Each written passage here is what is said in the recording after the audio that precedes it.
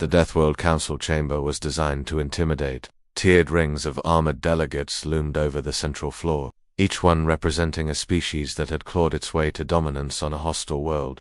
Spines scraped against stone. Mandibles clicked in the shadows. Bioluminescent eyes watched from all directions. This was where entire civilizations were judged and, sometimes, erased from existence. Today, the subject was humanity. High Arbiter Krath, a mountain of chitin and muscle, rumbled, "Proceed. Explain why your species should be allowed continued expansion." A lone human envoy stepped forward. He wasn't flanked by soldiers or encased in powered armor, just a slim figure in a plain suit, holding a small data slate. "My name is Dr. Elias Morgan," the human said calmly. "I am not a general or a diplomat. I am a physician." A ripple of confusion spread through the chamber.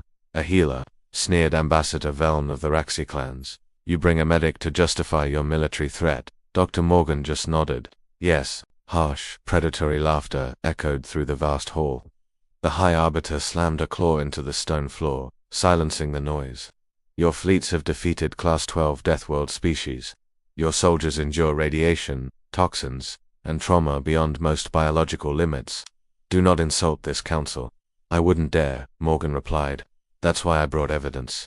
He tapped the slate. A hologram flared to life in the center of the chamber, displaying scrolling data and rotating anatomical diagrams.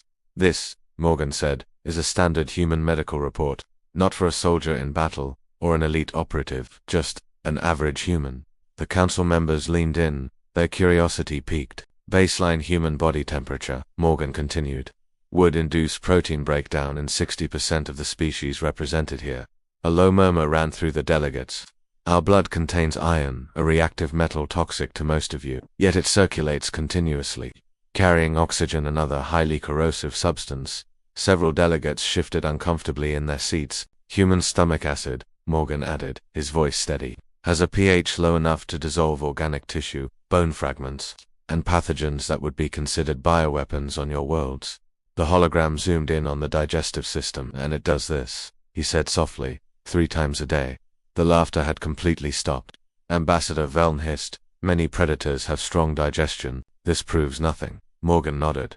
"Of course. Let's continue." The display changed, now showing skeletal damage. Humans routinely survive injuries that should cause permanent system failure. Broken bones reknit, organs regenerate. The brain rewires itself after trauma. A new file opened. "This is a medical discharge report," Morgan said. "The patient suffered multiple fractures, internal bleeding, and oxygen deprivation." The council watched in stunned silence.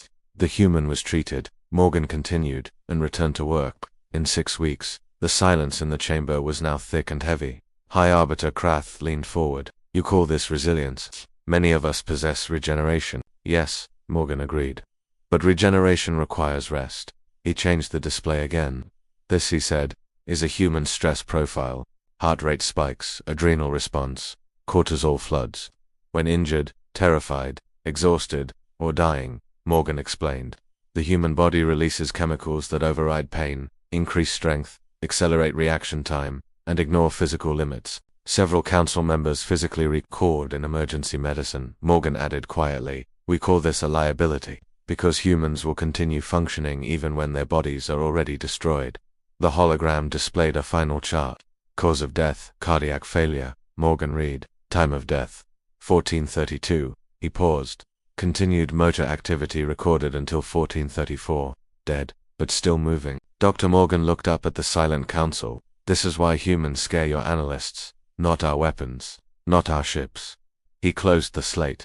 "Because every human you face has already survived a lifetime on a world that is actively trying to kill them. Gravity stronger than standard.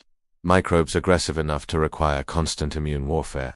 A climate that shifts without warning." He met the Arbiter's gaze directly. "And this," Morgan said, "is just our medical baseline." The chamber was utterly silent. No mockery, no threats, no challenges. At last High Arbiter Krath spoke, slowly and carefully. "The Council acknowledges," he said, "that humanity is adequately classified." Morgan inclined his head. "Thank you." As the human turned to leave, Ambassador Veln whispered, his voice trembling, "That wasn't a weapon report." "No," another delegate replied, its voice filled with awe and fear. "That," it said, "was a warning."